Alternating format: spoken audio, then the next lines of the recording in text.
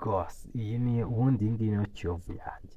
Kiyovu Sport yaje kuba isohora ibiciro ku mukino izahuriraho na Rayon Sport bazakinira i Nyamirambo kuri Kigali Pele Stadium, ubu ngubu yahoze yitwa Regional.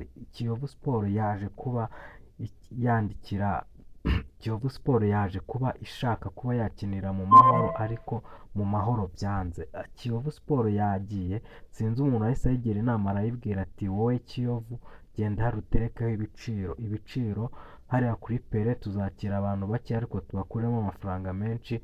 Ndanashishikariza buri muntu wese ukunda umupira, umukunzi w'umupira, kuba yagura itike hakiri kare, ukigurira itike yawe tukajya kureba ino match, kuko iyi niyo match tuzareberaho rutahizamu Furunganya Bareyo, niyo match muzareberaho Furunganye.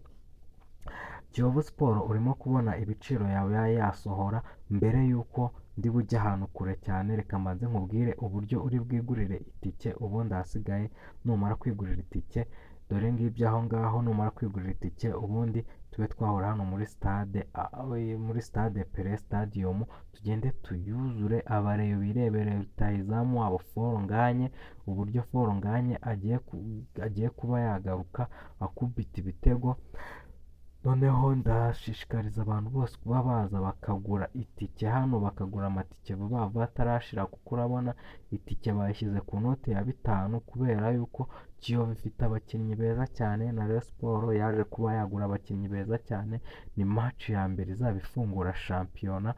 Iyi ni match rero, kuko ariyo match izaba ifungura shampiyona, ni match izaba ikomeye cyane, ni match itari iyo gucikwa, ni match Kiyovu Sport yakanira avuga ati dushaka kongera gutsinda Rayon Sport. Murabizi yuko Juvenal akiyobora ino Kiyovu Sport, Rayon Sport ntabwo yigeze iba yakuramo n'umunsi n'umwe ngo ibe yatsinda Kiyovu. Rero Kiyovu Sport irashaka ikigarurira intebe yayo yo guhora itsinda Rayon Sport. Ubu ngubu nibyo bintu bigiye kuba byabaho. Abareyo, Abayovu n'abandi makipe yose, nimugure itike tujye kureba ino match, kuko izaba ari match iryoshye cyane. Abangaba ni abasaza bo muri Rayon Sport. Kiyovu Sport yasisiye iravuga ati tugomba gutsinda abasaza bo muri Rayon Sport bose, bagahita banegura, kuko ubundi Kiyovu Sport ahangaha niho hantu ishaka kwirukanisha umutoza, cyangwa se ikirukanisha umuyobozi wa Rayon Sport, ikirukanisha umuntu umwe muri bo.